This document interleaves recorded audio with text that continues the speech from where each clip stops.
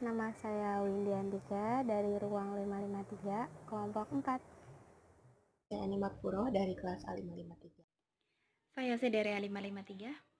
Saya Nggi Maulana. Assalamualaikum warahmatullahi wabarakatuh. Halo semua, salam sejahtera bagi kita semua. Kami dari kelompok 4 dari mata kuliah Hukum Bisnis dan Regulasi oleh dosen kami yaitu Bapak Edi Sofyan. Oke, kali ini kami akan menjelaskan tentang materi yang berjudul hak atas kekayaan intelektual. Apa sih itu hak atas kekayaan intelektual? Secara harfiah, haki atau hak atas kekayaan intelektual merupakan hak eksklusif yang diberikan kepada seseorang atau kayak suatu peraturan kepada seseorang atau sekelompok atas karya ciptanya. Secara singkatnya, haki itu kayak hak paten, hak merek, atau hak cipta. Nah, hak atas kekayaan intelektual itu merupakan kekayaan bagi pemiliknya. Nah, hak tersebut bisa dialihkan memanfaatkannya atau penggunaannya kepada pihak lain, sehingga pihak lain itu memperoleh manfaat juga dari hak tersebut. Biasanya ini disebut lisensi. Nah, ada 4 prinsip sistem haki. Yang pertama itu prinsip keadilan, yang kedua prinsip ekonomi, yang ketiga prinsip kebudayaan, yang keempat prinsip sosial. Hak cipta menurut pasal 1 butir 1 Undang-Undang Hak Cipta Nomor 19 Tahun 2002. Hak cipta itu merupakan hak eksklusif bagi penciptanya ataupun penerima haknya untuk mengumumkan atau memperbanyak ciptaannya dengan tidak mengurangi perbatasan-perbatasan sesuai dengan peraturan yang berlaku. Oke teman-teman, di sini aku mau jelasin beberapa prosedur pendaftaran hak cipta. Yang pertama, permohonan pendaftaran diajukan kepada Menteri Kehakiman. Yang kedua, dalam permohonan, si pemohon harus mengisi beberapa hal seperti nama, kewarganegaraan, alamat pencipta, atau alamat pemegang hak cipta, dan lain-lain. Yang ketiga, surat permohonan hanya berlaku untuk satu ciptaan. Yang keempat, apabila pemohon adalah suatu badan hukum, maka harus disertai dengan akte pendirian badan hukum tersebut. Yang kelima, apabila surat permohonan diajukan oleh seorang kuasa, maka harus dilampirkan juga surat kuasanya. Yang keenam, kuasa tersebut harus warga negara Indonesia atau bertempat tinggal di Indonesia. Yang ketujuh, surat permohonan tanda terima.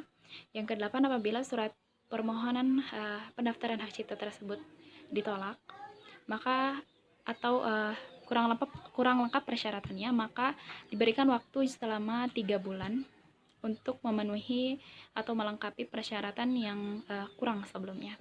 Yang kesembilan, permohonan yang telah memenuhi persyaratan nanti akan diperiksa oleh bagian administrasi Dirjen Haki, lalu dilaporkan kepada Kemenkumham untuk mendapatkan keputusan.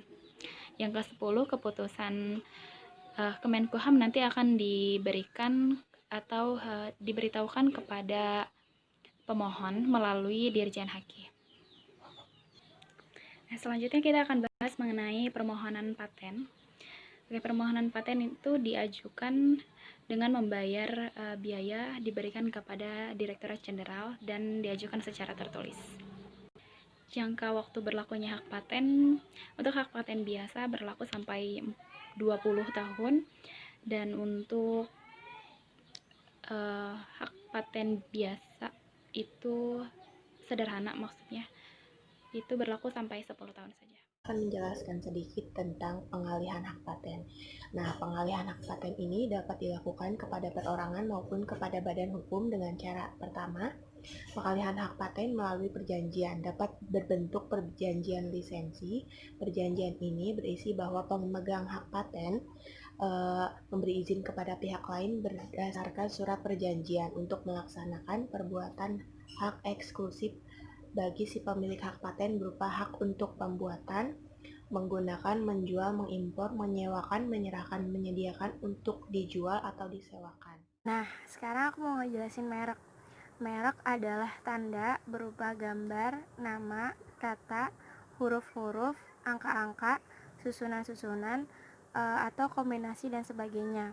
Nah, dari unsur-unsur tersebut memiliki daya pembeda dan digunakan dalam kegiatan perdagangan barang dan jasa. Nah, merek tersendiri itu ada 3 jenis. Yang pertama ada merek dagang, merek jasa, dan merek kolektif. Menjelaskan sedikit tentang rahasia dagang.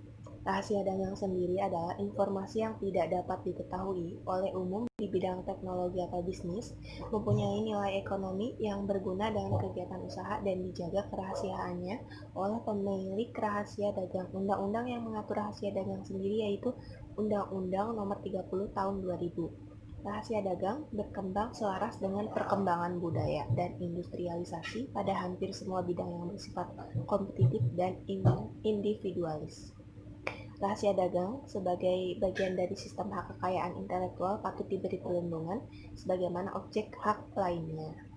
Nah, untuk materi selanjutnya, untuk pembahasan selanjutnya dilanjutkan oleh teman saya.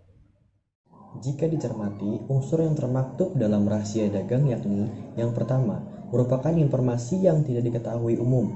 Yang kedua, informasi itu meliputi bidang teknologi atau bisnis. Yang ketiga, mempunyai nilai ekonomis yang berguna dalam kegiatan usaha. Yang keempat, dijaga kerahasiaan oleh pemiliknya. Ruang lingkup rahasia dagang. 1. Subjek rahasia dagang adalah pemilik rahasia dagang. Kedua, objek ruang lingkup rahasia dagang menurut Undang-Undang Nomor 30 Tahun 2000 Pasal 2 meliputi metode produksi, metode pengolahan, metode penjualan atau bisnis yang memiliki nilai ekonomi dan tidak diketahui oleh masyarakat umum. Lisensi. Lisensi dapat diartikan izin yang diberikan oleh pemilik merek terdaftar kepada pihak lain melalui suatu perjanjian berdasarkan pada pemberian hak untuk menggunakan merek tersebut, baik untuk seluruh yang didaftarkan dalam waktu dan syarat tertentu. Pasal 43 ayat 1 Undang-Undang Nomor 15 Tahun 2001 bahwa pemilik merek terdaftar berhak memberi lisensi kepada pihak lain dengan persetujuan bahwa penerima lisensi akan menggunakan merek tersebut untuk sebagian atau seluruh jenis barang atau jasa. Pemberian lisensi kepada pihak lain harus dituangkan dalam bentuk perjanjian lisensi, dan setiap pelepasan hak dagang perjanjian harus dituangkan dalam bentuk akta perjanjian, jadi tidak boleh dilakukan secara lisan. Dalam pemberian lisensi diberikan perlindungan hukum kepada yang beritikat baik. Yang pertama, penerima lisensi beritikat baik, tapi kemudian merek itu dibatalkan atas dasar adanya persamaan pada pokoknya atau keseluruhannya dengan merek lain yang terdaftar, tetapi berhak melaksanakan perjanjian lisensi tersebut dengan berakhirnya jangka waktu perjanjian lisensi. Yang kedua, penerima lisensi sebagaimana yang dimaksud tidak lagi wajib meneruskan pembayaran royalti kepada pemberi lisensi yang dibatalkan, melainkan wajib melaksanakan pembayaran royalti kepada pihak merek yang tidak dibatalkan. Yang ketiga, dalam hal pemberi lisensi sudah terlebih dahulu menerima royalti secara sekaligus dari penerima lisensi. Pemberi lisensi tersebut wajib menyerahkan bagian dari royalti yang diterimanya kepada pemilik merek yang tidak dibatalkan, yang besarnya sebanding dengan sisa jangka perjanjian lisensi. Terdapat beberapa faktor yang mempengaruhi masyarakat untuk tidak mematuhi hukum di bidang haki. Antara lain, yang pertama, pelanggaran haki umumnya dilakukan untuk mengambil jalan pintas, guna mendapatkan keuntungan yang sebesar-besarnya dari pelanggaran tersebut. Yang kedua, masyarakat pelanggar menganggap hukum yang dijatuhkan oleh pengadilan selama ini terlalu ringan, bahkan tidak ada tindakan preventif maupun represif yang dilakukan oleh penegak hukum.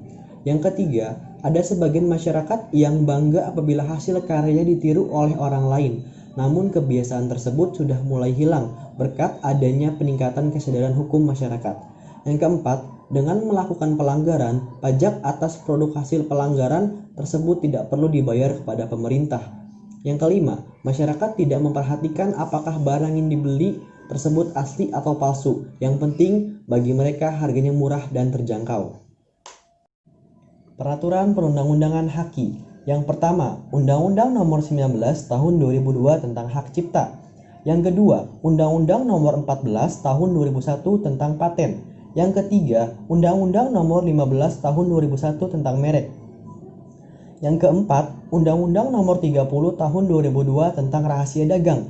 Yang kelima, Undang-Undang Nomor 31 Tahun 2000 tentang Desain Industri. Yang keenam, Undang-Undang Nomor 32 Tahun 2000 tentang Desain Tata Letak, Sirkuit Terpadu, dan Undang-Undang Nomor 29 Tahun 2000 tentang Pelindungan Varietas Tanaman. Oke, Jadi itu aja yang bisa kami sampaikan. Semoga bermanfaat untuk teman-teman yang di sana. Dan kalau misalkan ada pertanyaan, silakan komen di bawah ya. Dan jangan lupa like, komen, dan subscribe. Dan jangan lupa nyalain loncengnya supaya nggak ketinggalan sama video-video selanjutnya. Bye-bye.